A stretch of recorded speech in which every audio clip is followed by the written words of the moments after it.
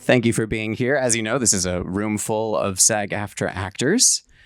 So we're going to try and gear that toward their experience, but we're here to also, you deserve a victory lap. And I think everyone would like to know, you all are immensely capable people.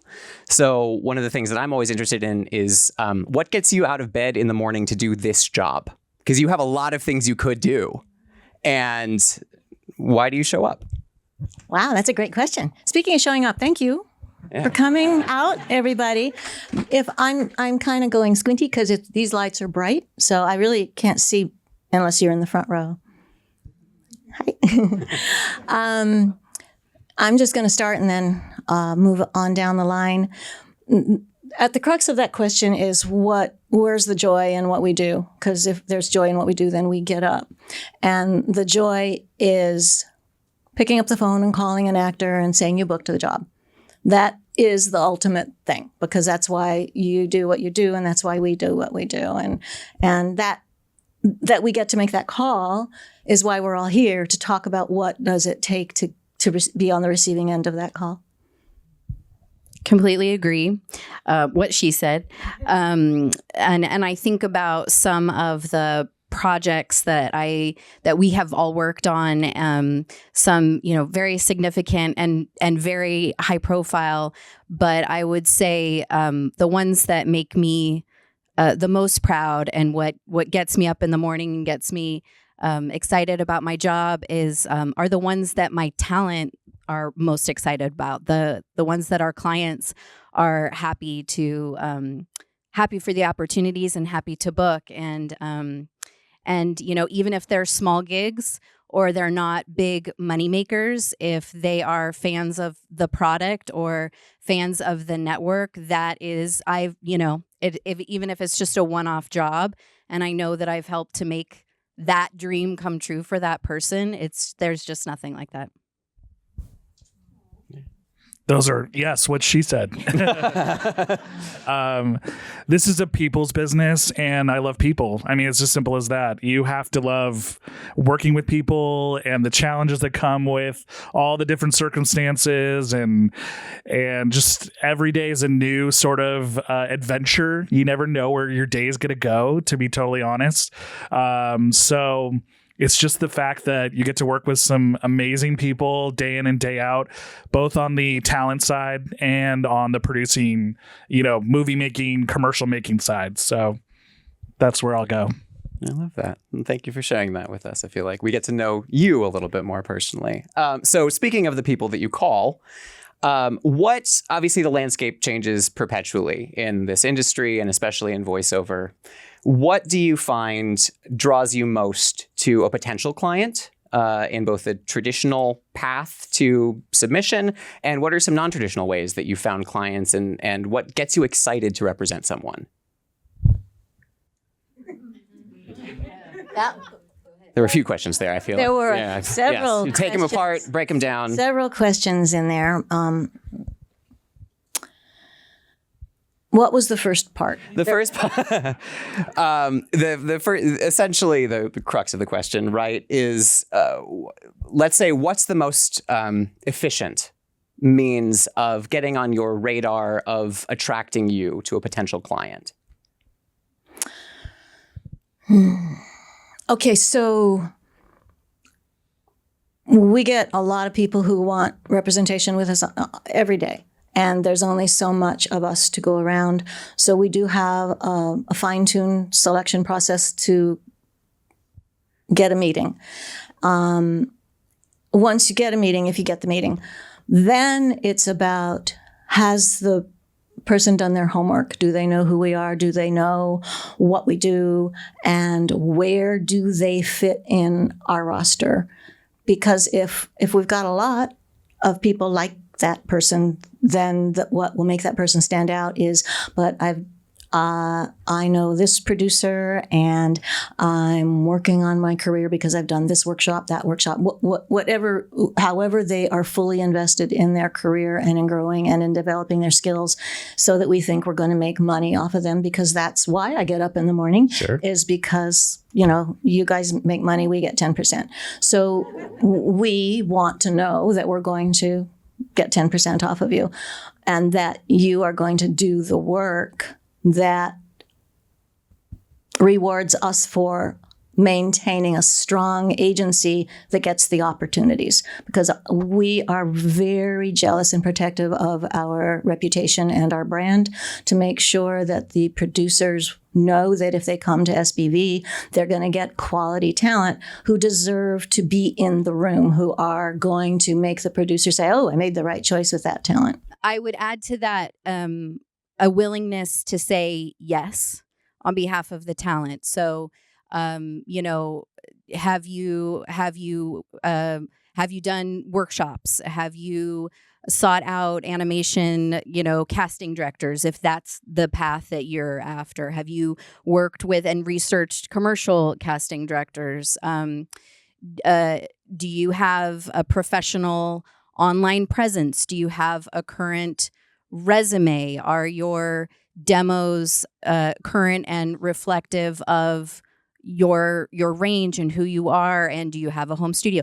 And if the answer to those questions is yes, or a willingness to say yes, I think that's also a really important element for what attracts us to talent, is a willingness. We are fully committed to representing and doing our job. What is your level of commitment, and how can you express that to us? How do you show us that? Absolutely. I mean, I agree with everything. It's you know, this is our passion. Voiceover is our passion. It's not a hobby for us. It's not something that we picked up online. This is something that we truly love doing day in and day out. So to see people, talent, motivated by that same passion for your desire to make sure you're, you know, if you want to be the number one animation superstar out there, that you're watching all the animated shows, that you know who the trailblazers are in that area, that you know who the showrunners are, that you know what's coming up on the development slate. If you're a commercial voiceover aficionado and you're like, this is what I want to do, I want to campaign, you need to know who the players are in that game. Don't fast forward through the commercials. I know it's tempting. I know it's so tempting, but don't. Listen, and listen to what the trends are. Listen to what's out there. A lot of times you can actually, you know, after you listen for so long as I have, you can actually pick up like who's doing what spots and who's acting, who's out there, and who's making a mark with their career. So it's about listening, but it's also obviously about being proactive in your career and making sure you're doing what my colleagues just set up here, which is the workshops, the classes, all that. Thank you. And to speak to, I guess, that the casting process in voiceover, I have found that there is a very interesting sort of opacity to casting in voiceover compared to on-camera work. There's a lot of relationships that you have, and maybe an internal casting system for when you get a breakdown or you get copy before you distribute it to a client. Can you speak to sort of what that? I feel like that's a unique to voiceover relationship.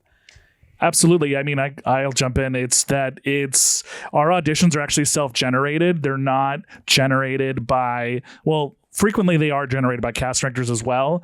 But what's different about voiceover is that we actually will get the copy or the material from the advertising agency. This is specifics to commercials, but we'll get the material and they will ask us to pick who we should audition for the commercial or whatever the product or service is, versus theatrical. You're having a theatrical cast director bring you in, have you audition. It's a little bit of a different process there. Yeah. Like we have an on-camera commercial department at SBV as well. None of us, we're voiceover, but our on-camera commercial department submits ideas for breakdowns, but they don't get to choose who gets the audition.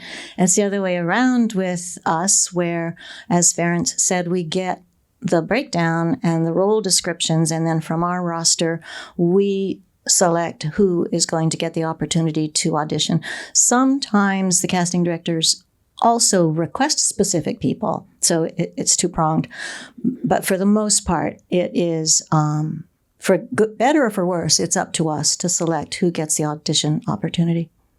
And what are the qualities that those repeat offenders have? The people who come to your mind first. And obviously it varies depending on what the copy is, and all the different voice types, but the personal qualities of those clients that you're like, I can throw pretty much whatever at them. What are anything that stands out? The word repeat offenders stands out. I don't know what you mean. The clients of yours who just seem to keep getting yielding those opportunities in your minds that you can put in front of any casting director, and the quality of their work is going to be unparalleled. They book it. Yeah. Sure. Yeah. They have I will say they have quality home studio setups. So their audition quality is broadcast quality, pretty much. It's good enough that we can send it to the network, the buyer, the casting director, the producer, and sometimes they are able to lift the audition directly into the spot or the promo. So I would say, people who have good, reliable quality setups. And again, I'll repeat, just the willingness to say yes and, go, sure, I'll try this, but also the willingness to pass, the willingness to know this is out of my wheelhouse. I don't think that I can do it. There's a trust, I think, that exists, that has to exist between agent and talent, and open communication and strong communication in that way. Just yesterday, Ferenc emailed us all that one of our actors submitted an audition, and it turned into a job right then and there. Just like Jessica just said, that sometimes the audition, if it's that good and your quality is that good, it just went to air, a radio spot. They lifted it from the audition into the actual broadcast spot, so they didn't even have to go in and do the session or anything like that. I know. Awesome, right? It also helps if, as talent, you are honoring the very fast, quick-paced deadlines. It becomes more and more difficult to submit past deadlines if you're consistly late too. The offenders, the late ones, and. Frankly, if there's a last minute, I focus my energies on animation, which has more time. I don't have the deadlines that promo. Jessica focuses on promo and Ferris focuses on commercial. We all work in the same room. We all know what's going on and we share. But anyway, animation, you might have several days to turn something in. But sometimes we submit as soon as we can. Like the end of the day, who do we have? Let's get them sent. We don't always do that. But if I were you, I'd want to be, if the deadline is Friday and I received it today, Wednesday, I'm going to turn it in on Wednesday because I want to know that I'm going to get if there's going to be a first round of submissions, I want to be in the first round of submissions. Well, sorry. I was just going to add to that. On the commercial side of things, the auditions have to sound great. If you're recording inside the bathroom at Dodger Stadium, it's probably not going to work. It's very distracting. It's important to remember that voiceover in the post-pandemic landscape has become, it was already very competitive. It's now even way more competitive, especially on the commercial side. I mean, on all sides. But the deadlines, they're much faster. And I understand, it's tough to get a recording in if you're not near your, broadcast quality home studio. But those technologies have really improved a lot so that the bar isn't as high as it once was. You used to have like ISDN, which was a special connection software.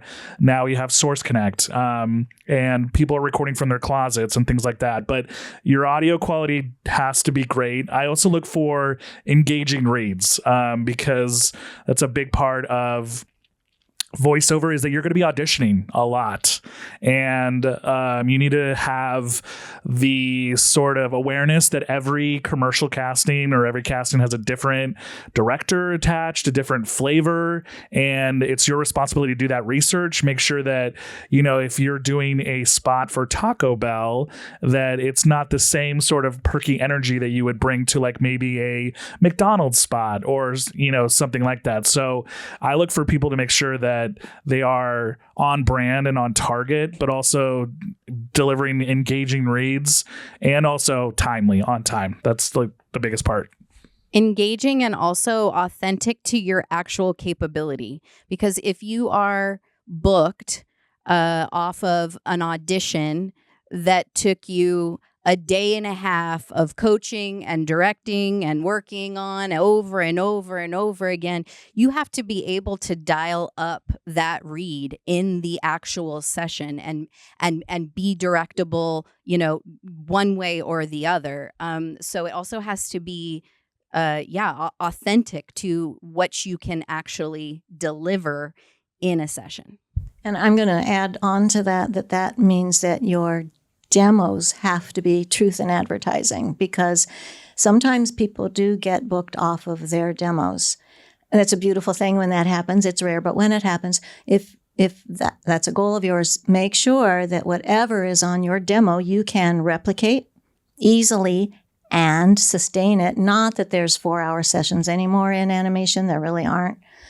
There used to be, maybe they'll come back, but you want to be able to sustain that through the script, because the audition that you did might not be the script, and the character might be full on, and you don't want to do something that's going to ruin your voice. So if you cannot sustain the character and you cannot sustain the voice, it doesn't belong on your demo.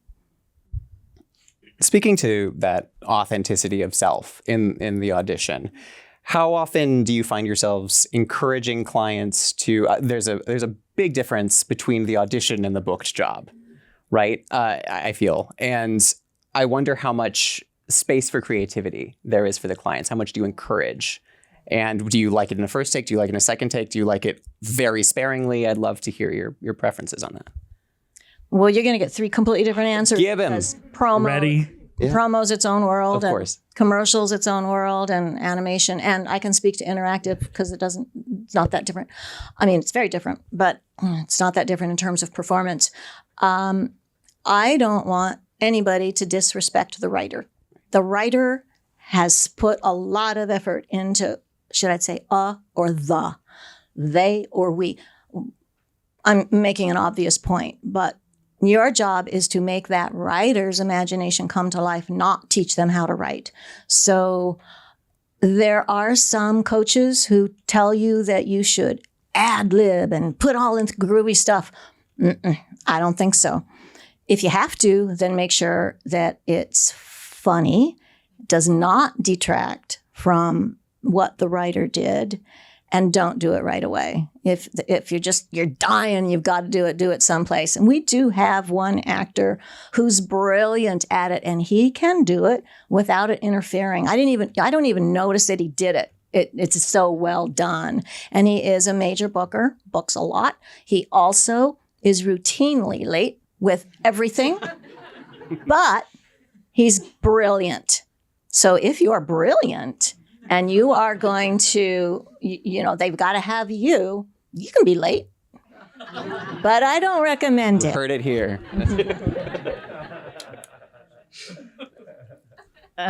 So in the promo world, I guess my preference, my recommendation is that the first take be as close to the spec as possible.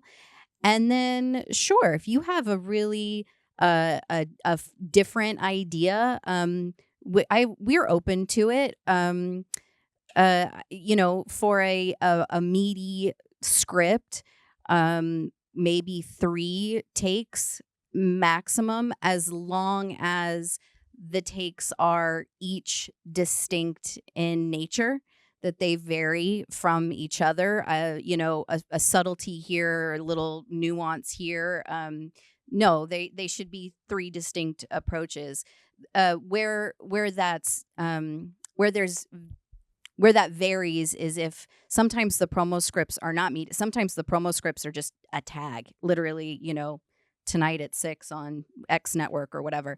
And in that case, there's some people give 6 in a row, but also, slow, medium, fast, or high energy, low energy, or, and that's okay too. Parents?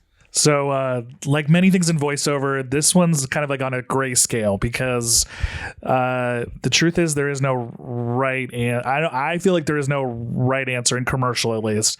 There are some commercial casting directors that absolutely love improv and welcome it, and they say bring it on. That's the beauty, I think, also about our casting director community, is that they really want you to book the job. Like, they are just out there for that sole purpose. Like, they're rooting for you. And so when they send us the materials, they send us sort of like a roadmap, and we pass that roadmap on to the talent that's going to be reading for the spot.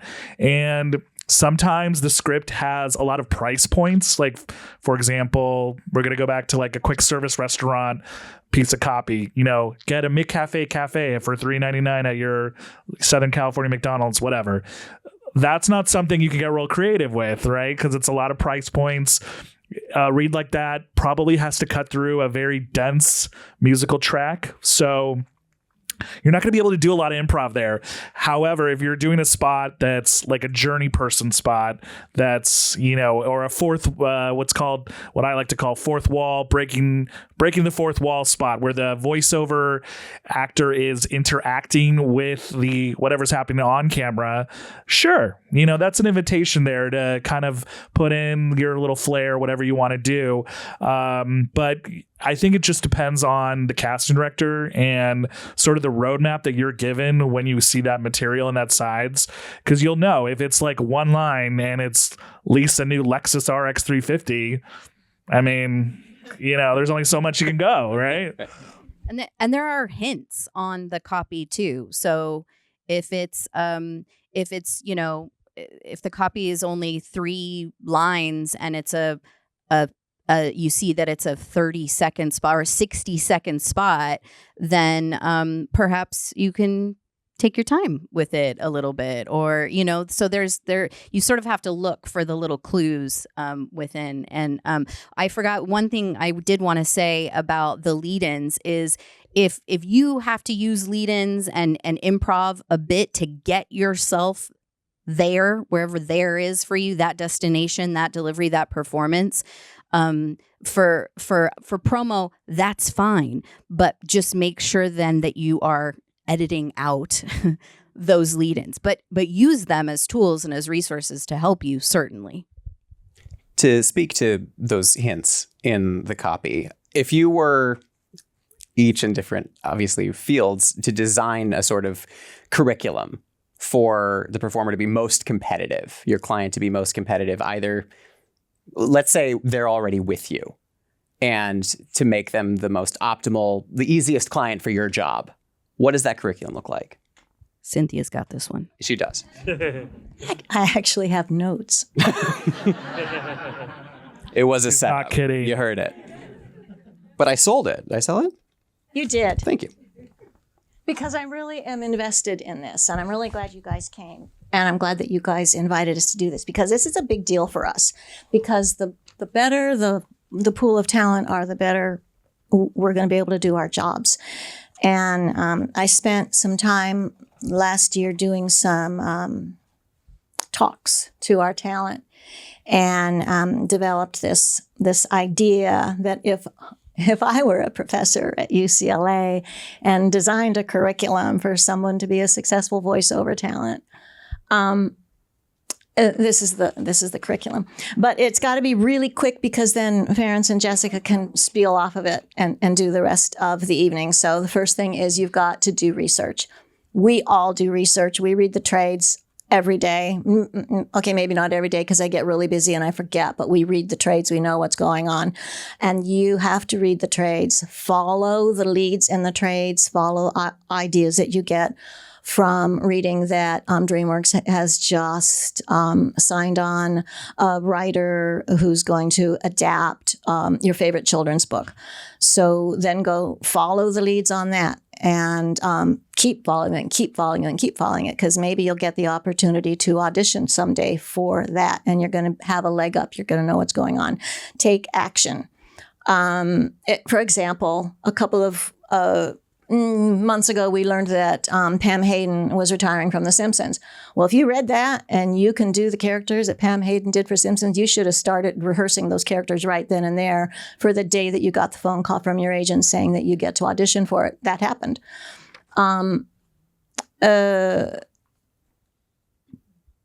Network. This is a people industry, and Ferenc and Jess have lots of stories to tell about that. Working on your skills, keep your materials current, and above all else, and this is the only thing you actually have complete control over in this industry, and that's your reputation. So figure out what that means. Are you reliable? Are you going to allow the casting director and or the producer, I mean, I like to say buyer. That's everybody that isn't us. Are you going to allow them, they've got their checklist of everything they have to do to meet the license deadline for their content and get it delivered. Are you going to allow them to check that box off of hire the best talent possible for this role? So protect your reputation. And this is something that I really hated to have to talk about, but I had to talk about it with our actors because it comes up and it has to do with grooming. This is a people industry and it's not all Zoom. Sometimes it is in person. And so you have to be clean. Don't show up like you just came from the gym. You're clean, you look good, and you smell good, and there's no cologne involved in this at all. And now it's Jessica and Ferenc's turn. You're welcome. I'd take your class. I would, in a heartbeat. So would I.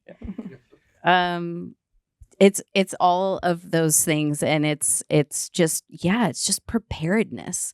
It's just being ready, meeting the opportunity. I think Ferenc mentioned it earlier. I would echo, in addition to research and networking, it's pay attention. Do you watch television? And if you do, that is a major part of your research, is listening to the commercials, listening to the promos, understanding the networks, all of the networks have a specific brand that they're trying to nurture. There are different styles of animation across Disney, Nickelodeon, etc. Different retail brands advertise in different ways. Are you noticing that? Are you picking up on that? I am always surprised when I meet people who are interested in doing voiceover, and I ask them, do you watch commercials or do you listen to the radio? And they go, no, that's such a big. I think it's just a huge element in achieving success. I mean, yes, all those things. And I will just add to that, I think being a problem solver is a huge skill in this industry, and allowing yourself, I know Jess said this earlier too, is the yes. Allow yourself to put yourself in the position to say yes. There's so many elements and so many things in this apparatus that are happening when you lay an audition down and submit it, that session could happen like the very next day at noon, and you're going to get that call like at 6:30 the day before, and you may have, you got to pick up the kid from school, you have a doctor's appointment, all those things. Obviously health is number one and your kid's obviously number one, but at the same time you got to figure out solutions to all those things. Have someone else pick up the kid that day, maybe, or, however you can make it so that you're in a position to say yes. When you're buying that flight to Fiji for your vacation, maybe make it one of those refundable ones instead of non-refundable, so that you're not eating up the cost. Of course, you don't book the job unless it's if it's non-refundable, first class, you've already paid for everything. So that's just that. And if you travel on a Wednesday, they're going to need you that Wednesday and Exactly. They can't move it. Yes. So, if you're flying to New York, pick the red eye. Don't fly during the day. Just sort of things like that. Just little small things that help us say yes.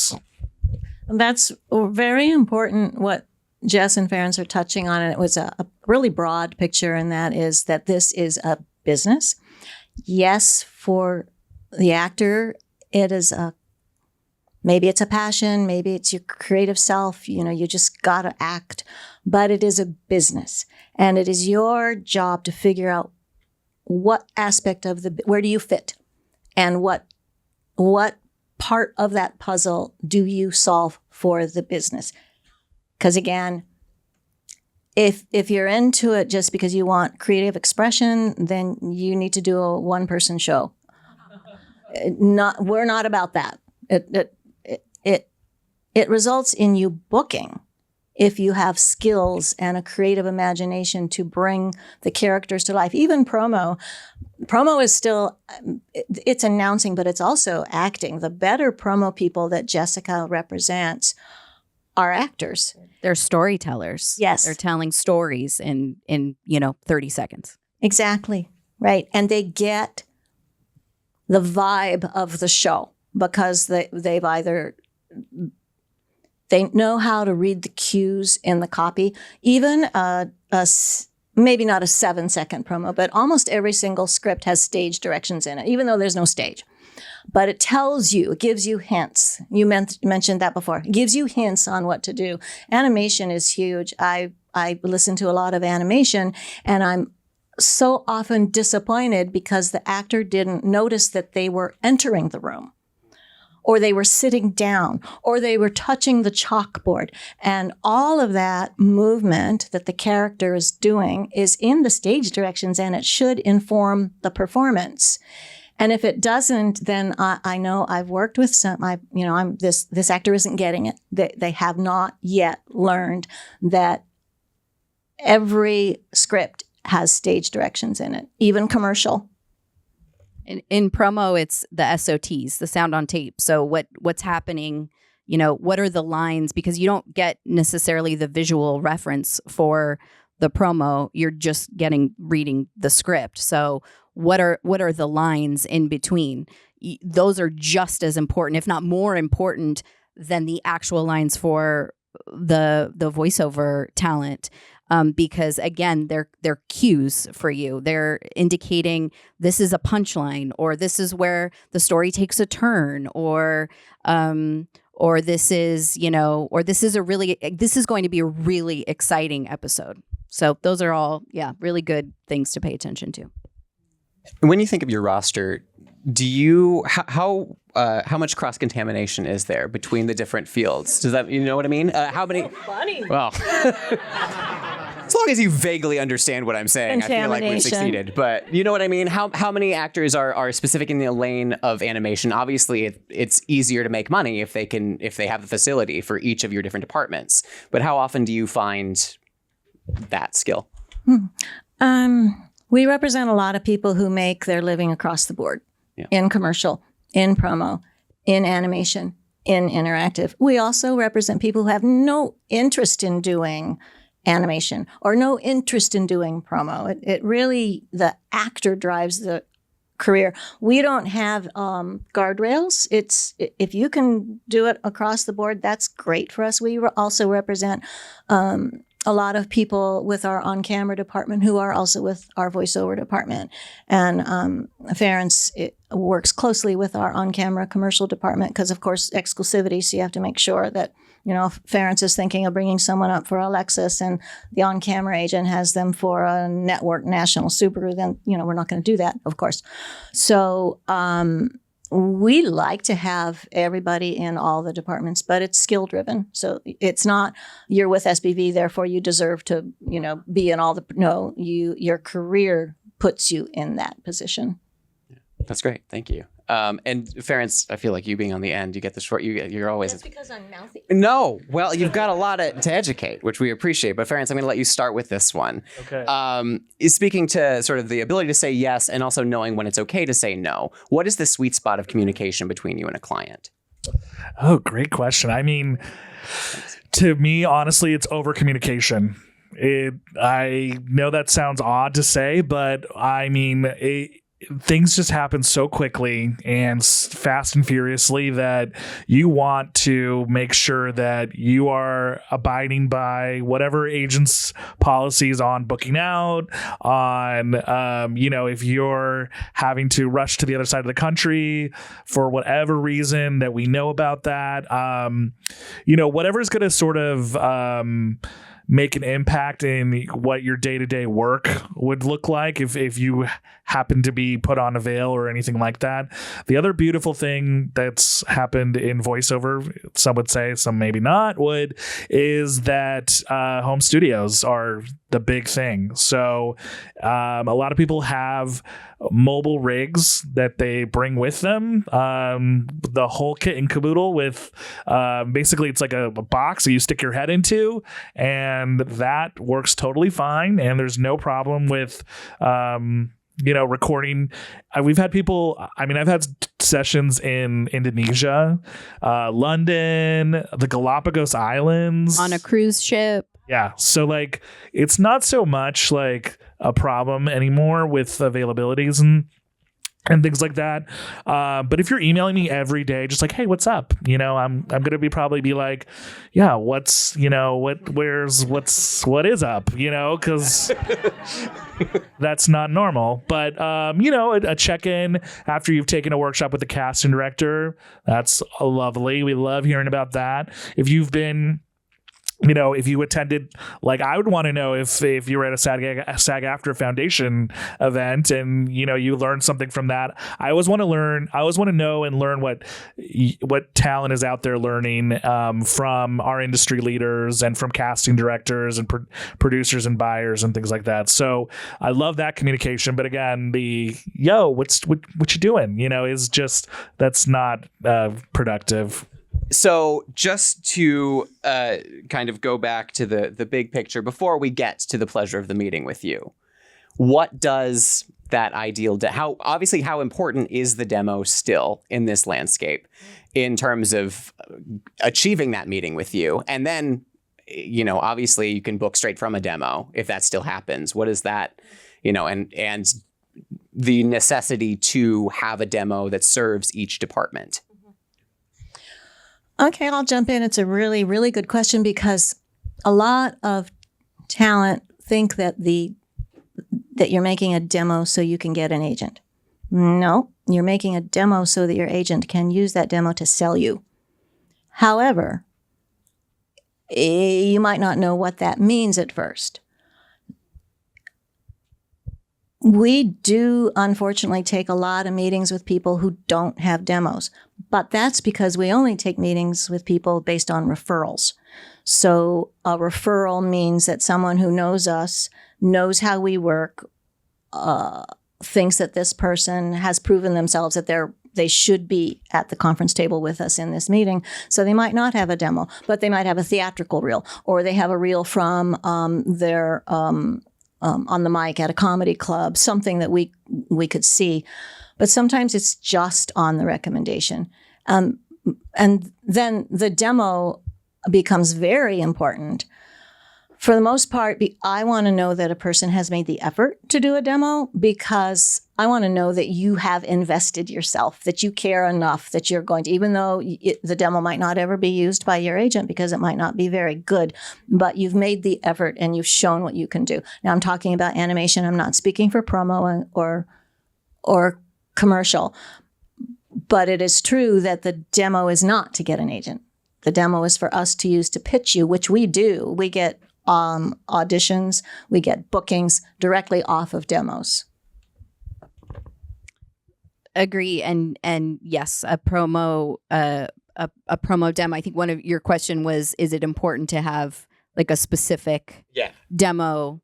Which I imagine, especially for promo, is such a beast of its own. Absolutely. And that would be our expectation, is if a talent was submitting to us with an interest in commercial and promo and animation and had done the workshops and was confident in their range and all of that, and had, a professionally produced something to put in front of us, that yes, it would be 3 distinct and not a mashup.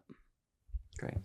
Cool. Thank you. Yeah, I agree. I just quickly will say that if you're looking to be the, next biggest animation animation virtuoso, you better have an animation demo. That is absolutely. If you're looking to take over the promo world, you better have a promo demo. And same thing for commercial.